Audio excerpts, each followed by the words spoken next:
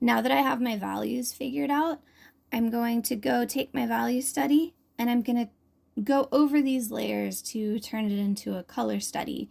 And then I'll use that color study as a guide for when I do the painting later. So I did some research earlier on sunset skies and pulled up a whole bunch of different pictures and tried to figure out what they kind of had in common. And one of the things that I noticed was that down here, this corner of the sky is going to be the lightest point, since I wanted my light source down there. And then over here, it's going to probably fade a little bit into maybe a blue or a darker tone of whatever color this is. And so I'm thinking I want to go with like a coral or a light orange color here. And then so this may fade to a burnt orange, and then this to kind of a tan as it moves into the blue. And I noticed that the clouds are often a darker value than the sky, so I think my instinct or memory was right with that one. And I noticed that there were sometimes highlights if the clouds were high up in the sky and the light source was still catching them, because if the sun's way below here, it might not catch this cloud, but it might highlight this cloud and maybe this one, whereas these might end up actually darker. So, just kind of, that was something that I noticed tended to happen with sunset skies.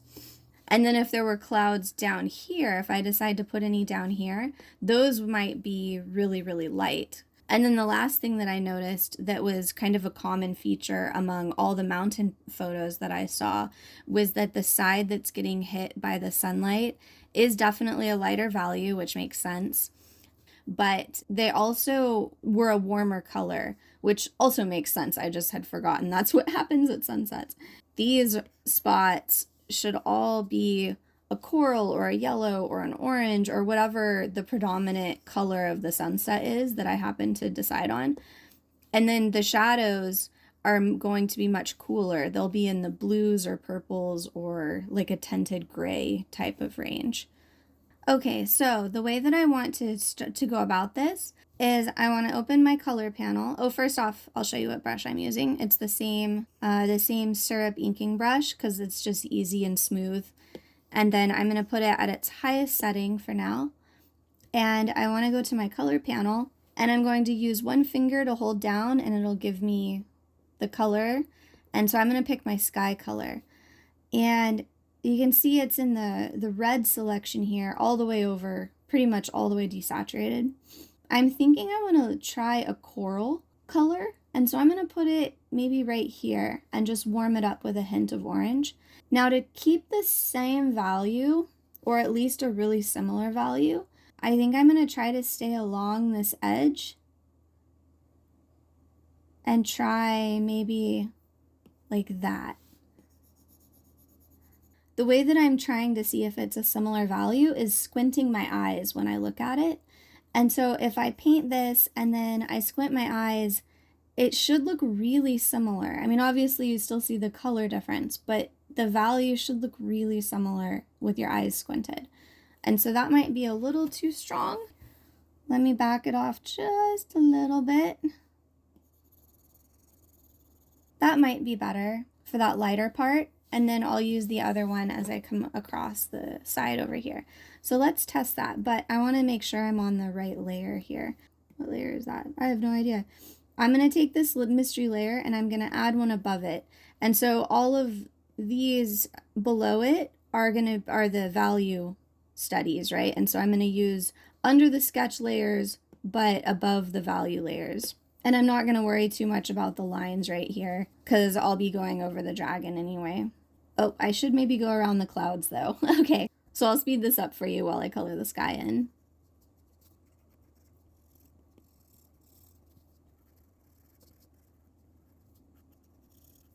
Okay, and now I'm gonna take it a little bit more saturated. I think for this part, I'm gonna switch my brush out and I'm gonna go to Artistic and the Hearts brush right here. And that's gonna help me just kind of fade it a little bit more. Like this is you can see it on the dark, see how it's kind of faded. It's not as smooth of a brush. So I think that might help the illusion of the color just fading a little bit and help my brain.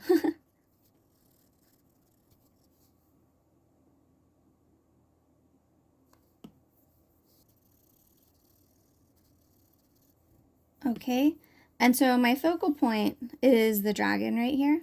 And so I'm gonna have the most contrast right here where it's super light around him and he is standing out with his super dark value. Since this area in here is more dark, it is not going to stand out quite so much where her legs are.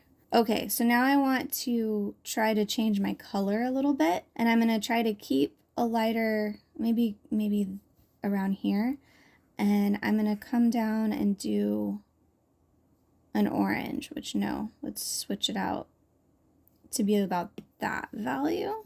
Let's see. I kind of like having the orange in there. It makes it a little, you're having that extra warmth. Okay, now I'm gonna get my blue. So I'm gonna come around the circle and I'm leaning towards like a more middle blue. Nope, I don't like that. Yeah, I don't like how that turned out. So I think I'll stick with the orange and just go maybe a little just darker, not darker in value. I don't want to do that. Maybe I'll just leave the sky for now. We'll leave it at that. Okay, so then I'm going to put another layer, and this is going to be for the clouds. And so I'm going to go back and do just back to my inking brush for now. Actually, no, I lied, because when I paint it, they're going to be faded. So I'm going to keep the hearts brush, but I'm going to lower the size. And so now it's more like that. Okay, and so now I'm thinking a purple, but I want to first get this color, then take it to purple.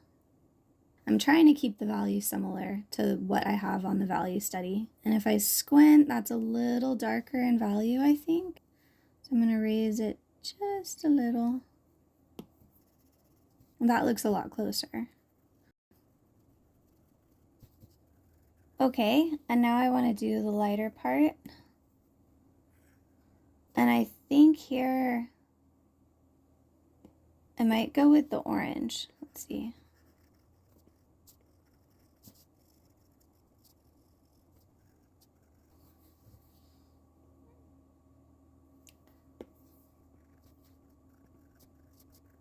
All right, I want to test out something here.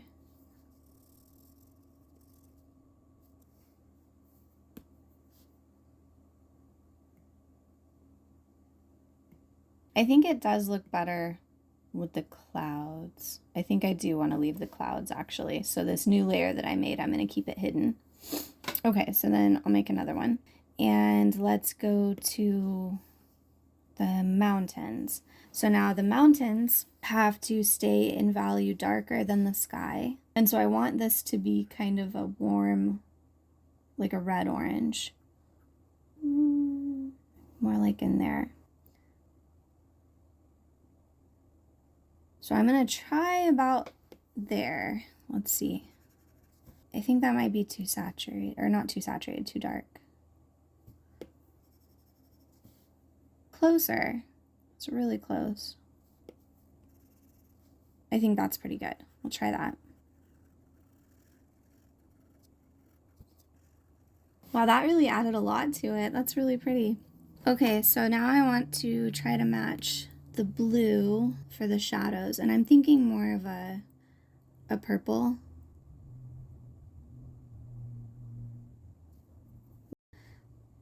But I don't want it as saturated. I want it kind of a gray. I think that might be it. Oh yeah, that's really close, but too saturated still. I don't want it that vibrant. That's better. Still maybe too much. Let's maybe go more into the blues a hair.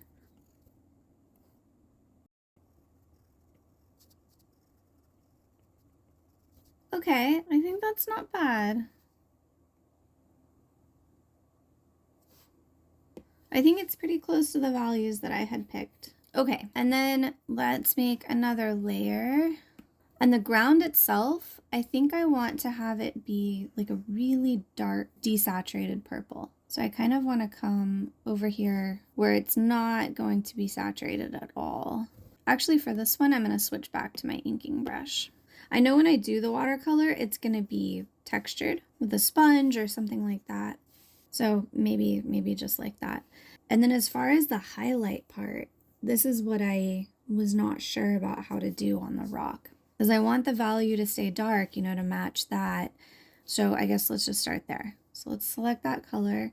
Now that I think about it, I think I was mistaken to put my highlights right there. I think the sun would be catching across like here or something. So that only part of her, most of the dragon, is going to have highlights. That actually might be more interesting to do. So let's go with that. Let's work on the dragon a little bit.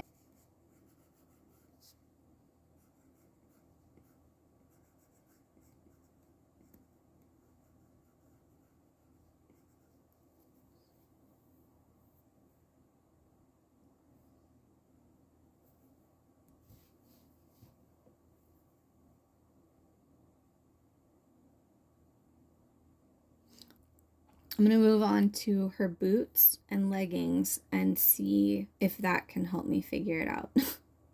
Okay, so what I did with the boot was I took the shadow color and then I put what I thought would be the local color. So it was like somewhere around right here. That's the color her boots would actually be.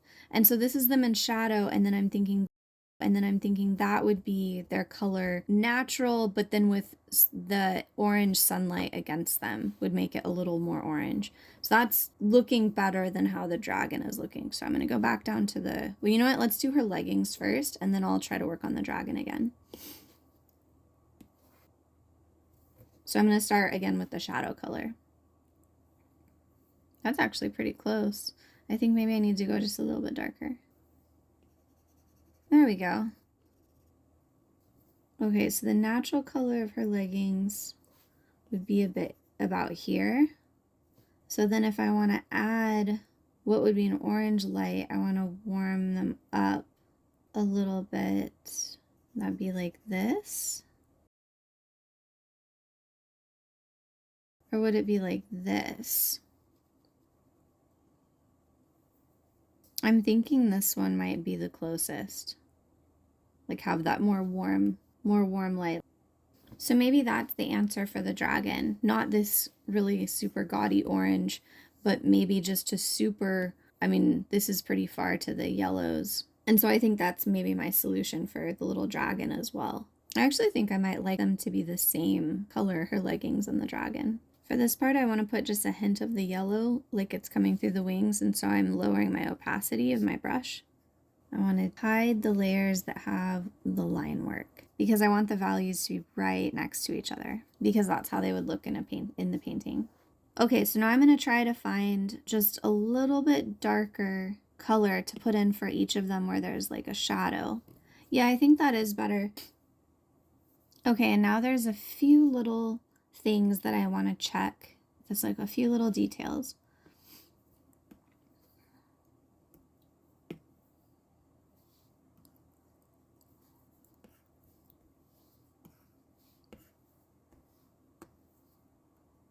So I want to check it by zooming way out like that. And yeah, I think the focal point definitely ends up being, so let me make that bigger. It definitely ends up being right here with the dragon.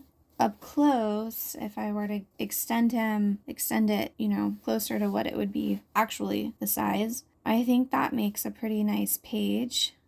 And I think that makes a pretty good page as well. Yeah. I'm really happy with that, actually. I think that's going to be a lot of fun to paint. I've never tried to paint like the mountains like this in watercolor with the sunlight on them like that. So yeah, all right, I think this is pretty good for the color study. The next step will be making a refined sketch. So cleaning all this up and making sure it's a good enough sketch to transfer. And so that's what I'll show you how I do next time. All right, well, until next time.